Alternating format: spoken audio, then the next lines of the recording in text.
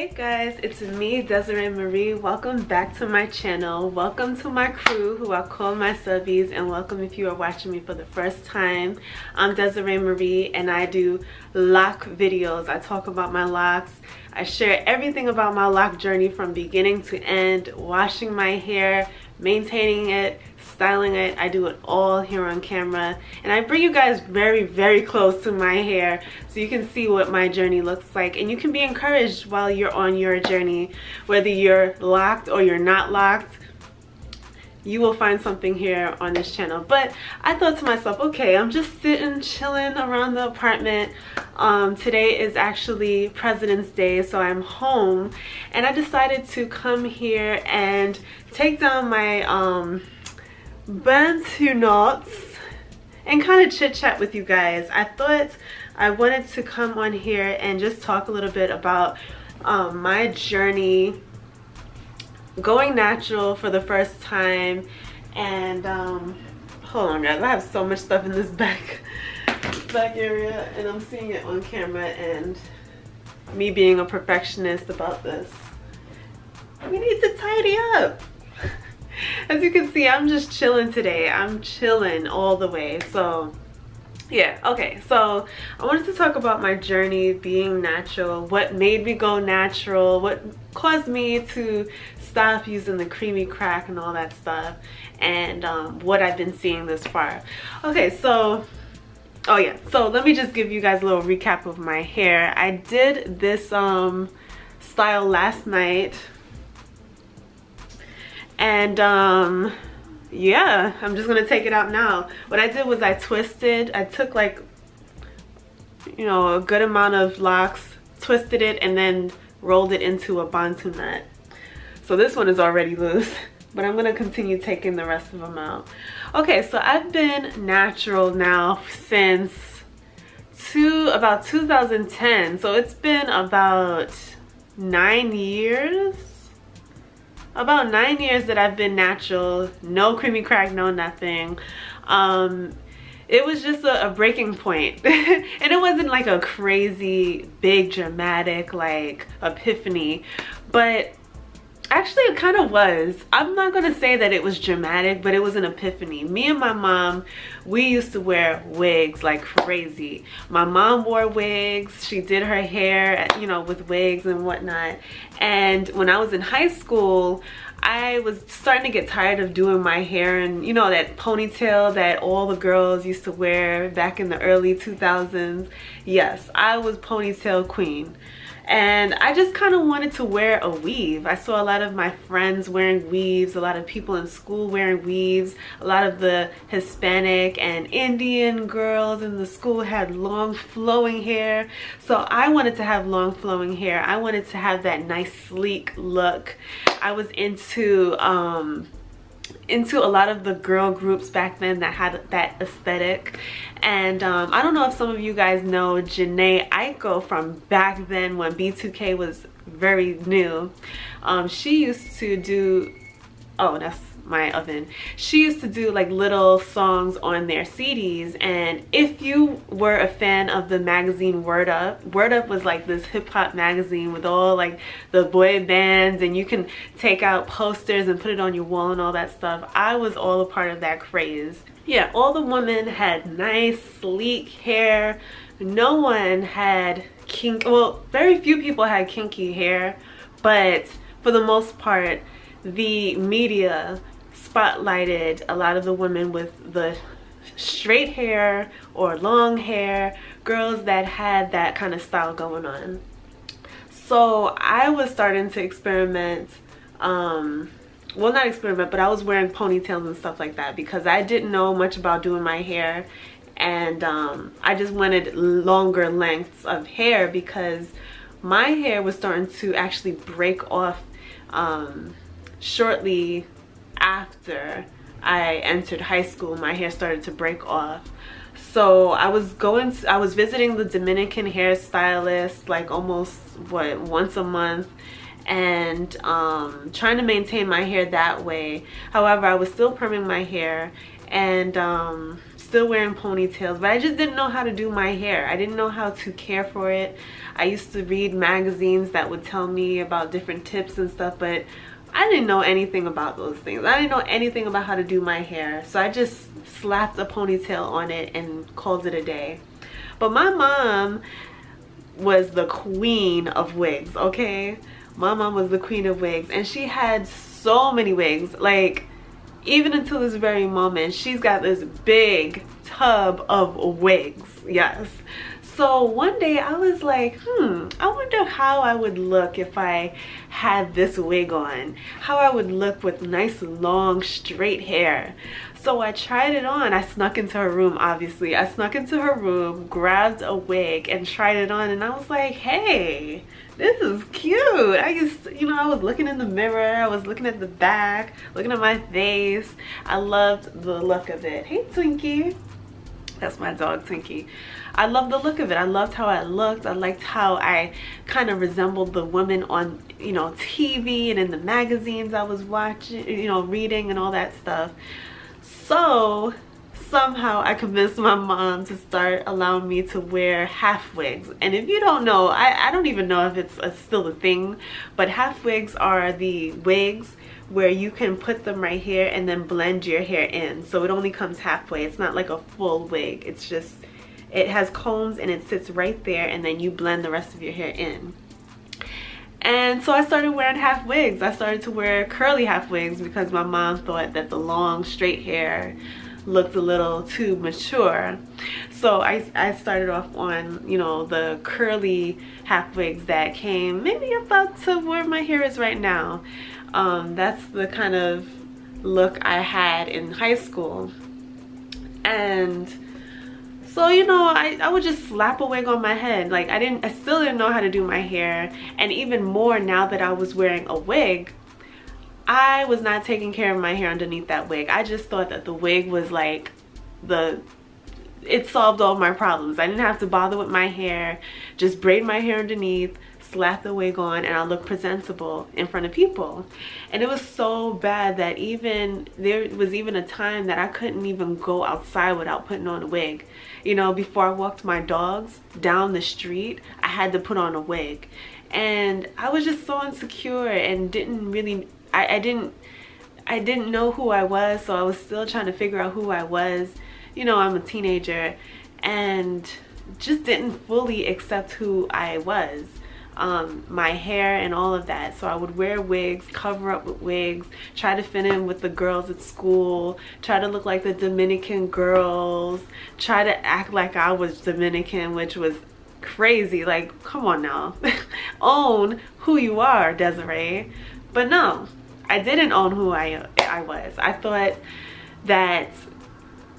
that I wanted that look, that aesthetic. So I kept plopping wigs on top of my head, barely caring for my hair. I would wash my hair when it seemed like a desperate situation, comb my hair crazy, breaking the hair, choking the hair, stifling the hair, and then braiding it back down to just put the wig back on. And I did that for a long time until I started to realize, wait a minute, I'm washing my hair and my hair mostly it's mostly new growth, and the ends are thin.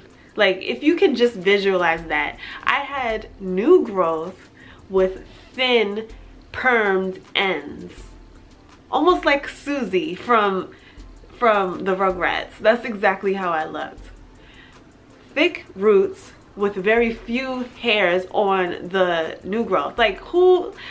I was wearing so many wigs that I was deceived. I was snapping my hair up and didn't even realize the situation going on underneath the wigs. But nonetheless, I kept on wearing the wigs. And then, yeah, I realized one day before going into the shower and washing my hair, oh my gosh, I really have more new growth than hairs. Why am I holding on to these few hairs? When I would put my hair in a ponytail, the ponytail would be this thin. I was holding on to nothing. So around that time I saw just few people going natural, not a whole lot. The natural movement did not exactly take flight just then, but a few people were, you know, there were always people that did their hair, you know, with the afro and the natural look and stuff, but I just simply didn't take it seriously. And I remember speaking to my mom about the problem, you know, that I had more roots than I had hairs, and my hair is very thin, and when I would put it into a ponytail or style it, I was almost embarrassed at the fact that you could see through the hair. You could see through the ponytail.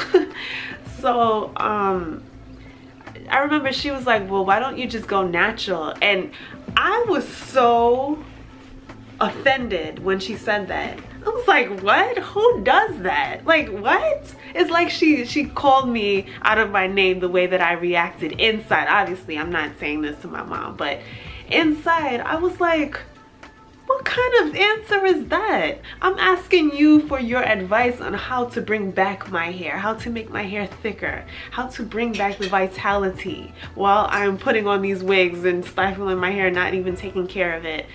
She said, why don't you go natural? And I was so offended. But then, you know, the weeks to come, actually, you know, it stayed in my head. Why don't you just go natural? And I was still a little frustrated and upset about the question, but nonetheless, the question never left my mind. So, you know, naturally, when something is in your mind, you start researching. So that's when I started seeing more and more people with natural hair and embracing their natural hair journey. And that's when I started to see a lot of people come here on YouTube and start talking about their natural hair. And so I would watch YouTube videos like crazy. Like, girl, YouTube is still my excitement, it's still my thing. But back then, when they started the natural hair movement, and it was just starting up on YouTube really exposed it to me and showed me. So I was looking at a lot of people, you know, starting their hair, cutting off their hair, the big chop, how to maintain their hair, and I was very enticed. I was starting to get kind of, you know, pulled into this natural world. And I was just watching so many videos until I realized, wait a minute, Desiree, like, why can't you do this? Why? If it means that you're going to have thick, beautiful hair, just like these women here on YouTube, why not? Why are you washing and styling your hair when your hair looks like it can barely hold on any longer? Like, what are you waiting on? So I think it was the coming close to the new year that I was questioning my hair and looking at a lot of videos and just growing more and more discontent with my thin hair that was broken and processed and so damaged, like so damaged, heat damaged and all of that. I wish I had a picture, but I just did not take pictures with my hair back then. So the new year is when I started, you know, kind of thinking a little bit more towards going natural, and I spoke about it to my mom, and even my mom was thinking about it as well, like, you know, going natural and embracing our natural hair, you know. And I find that YouTube had a big deal to do with that.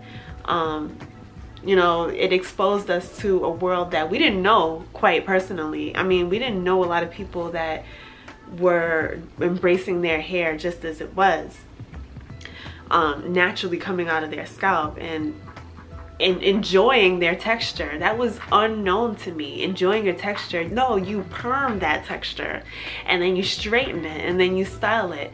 If you don't do that, you look unkept. You look like you need to do your hair. That's kind of the mentality, you know.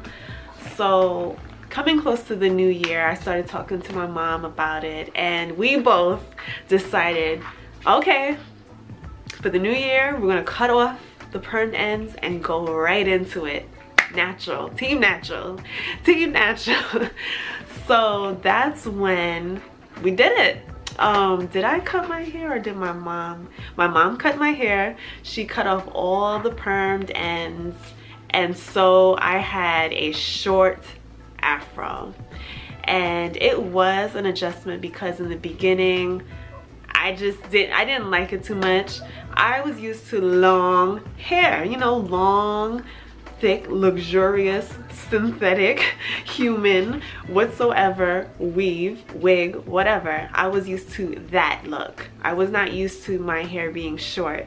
I thought that I looked like a boy, so that's when I started wearing more makeup, you know, in order to go natural. I just wanted to look like a female, you know. So I didn't know, and my mom didn't know either, but my texture was so thick that even I had a hard time figuring it out.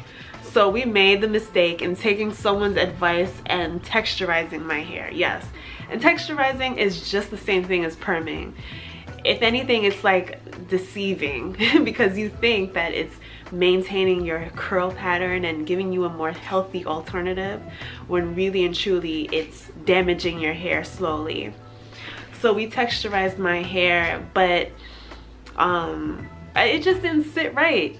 It did give me like a looser texture, but then I realized when my new growth grew in, it was thicker. So in order to continue with the texturizer, I'd have to treat it as if it was a perm, continue touching up the roots.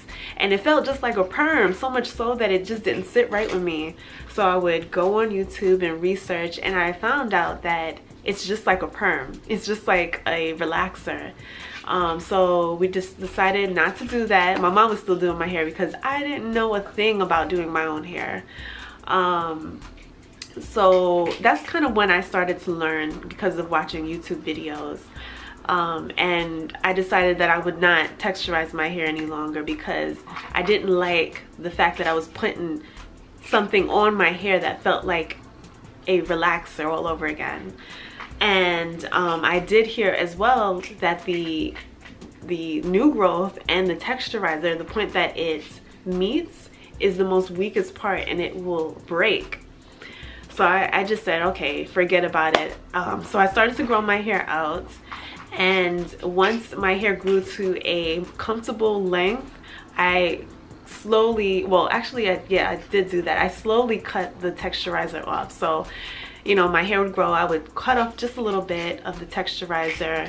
It would grow in more, cut it off, cut it off, cut it off, until all of my texturized ends were out and I was completely natural. So I started to embrace my natural hair. You know, I looked at YouTube as my, you know, the hair Bible pretty much, and got a lot of my guidance from YouTube. But now I'm seeing that there's a big change. A big change. You know, obviously a lot of the people that were doing videos back then are not here any longer. A lot of people, you know, and I really loved a lot of those women who did do these videos. One of them that I've been following, some of y'all don't even know this, but I used to follow Patricia Bright because she was natural. She was doing natural hair videos, and I just kind of took to her. I liked her accent, and that's when I started following her, like way back then. She already deleted all those videos, so you can't even see it now. But I used to follow her for her natural hair videos.